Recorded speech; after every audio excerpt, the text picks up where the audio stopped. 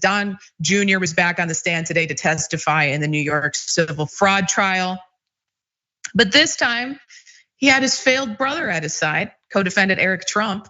Now, we've said it before, but I think it bears repeating that the Trump organization has already been found to have committed fraud.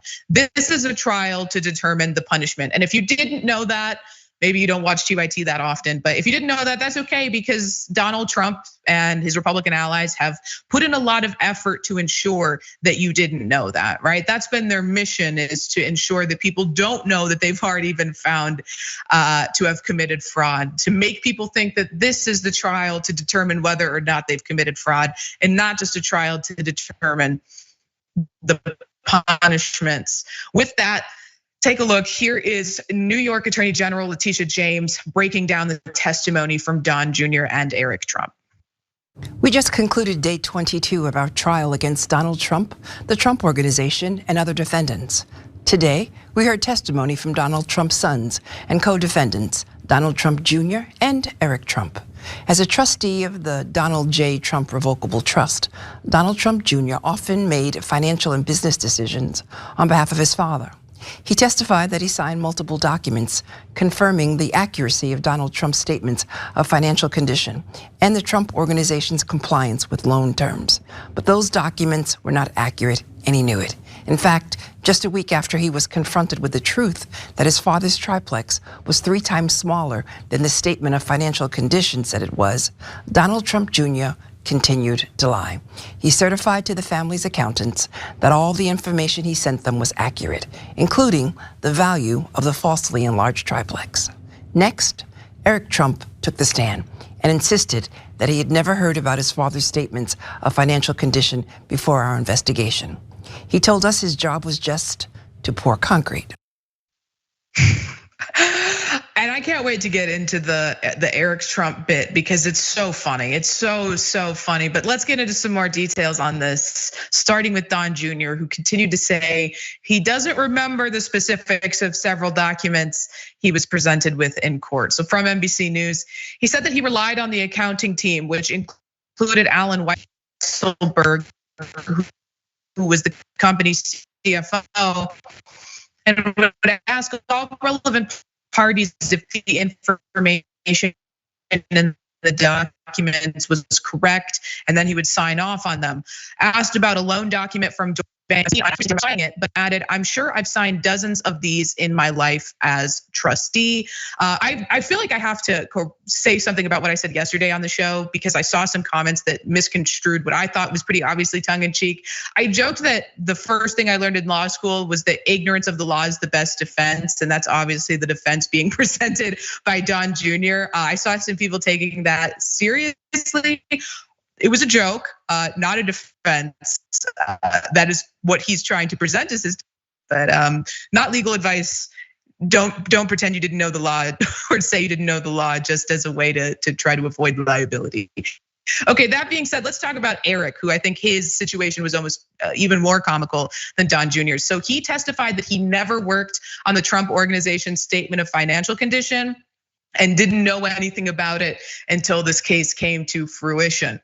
From NBC News, he said, "I was 26 at the time. I don't think I ever saw or worked on a statement of financial condition. I don't believe I would have known about it. Not what I did, but what he did do was get quite angry and raised his voice a bit as the Attorney General's office pressed him about his father's financial statements." So on to that, asked about a reference that he had made in a decade-old email that distribution of a summary of their personal finances should be limited. He said, "You wouldn't want 1,200 people to see your personal finances." Asked if the document he was trying to limit was a statement of financial condition, a financial statement he testified he didn't know anything about, Eric seemed agitated and said, "I was not personally aware of the statement of financial condition, and I did not work on a statement of financial condition." He was then shown an email sent to him by a Trump employee from 2013 telling him the employee needed information from Eric Trump to help put together his father's statement of financial condition. Asked by the Attorney General again if he knew about the statement, Eric said, "It appears that way." So what he's doing is taking on the second best line of defense, which is to lie on the stand, to lie on the stand. Yeah, this is great. So, and I have not seen video of it. I don't think we have any. But essentially, in the trial, they say that between the two sons, you saw two different ways to comport yourself. You had Donald Trump Jr., who was just like, oh, I don't really remember. I don't think that was the case. Like cool, calm, collected, clueless. And then you had Eric Trump, who's like, come on, I just pour concrete. As if that guy's Rosie the Rivetering himself out like, we could do it, and just like tipping concrete at the job site. It is, and so essentially, yes, what ended up happening, Leticia James basically summarizes what I've also seen, which is that through a very difficult line of questioning, and I say difficult because it was apparently very difficult for the prosecutor to kind of get Eric Trump through all of it. By the end, Eric Trump did kind of cop to the fact that he doesn't just pour concrete. And if that was his position, he'd be admitting he is the worst executive vice president of any organization in history because he just doesn't know how much stuff costs and how much stuff is worth. It's so hilarious, almost as hilarious as the name of the Donald Trump Trust, which is the Donald Trump Revocable Trust, which is the most succession-y mind game you can play with your kids, where it's like, listen, Junior, at any minute, gone. I take the trust, my trust, not your trust. And I think that kind of mind game has created these like little weird monsters in his two sons.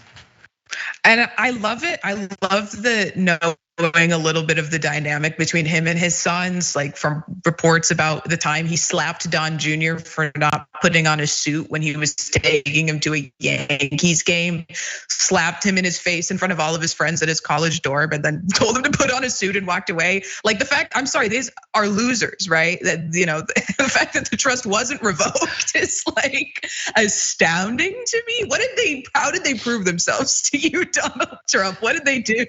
Right, like, I mean, but it just stands.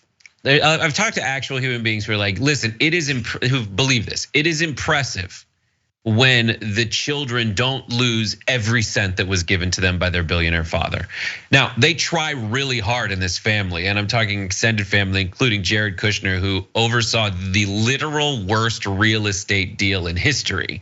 But the difference for you and me is if we lose it, we just lose it. And for them, they just have a much larger runway and more leeway when they make a huge, horrible decision that daddy will not revoke the trust. He'll just slap them around a little bit. Right, and unlike Jared Kushner, when we're in financial trouble, we can't just put a property up, list of property, and have some member of the Saudi royal family buy it from us. It would be interesting for me to see, what amount of the trust is going to Don Jr.'s cocaine fund, and if it's possible to blow all that money on cocaine alone. And you know what? We'll keep you all updated, folks.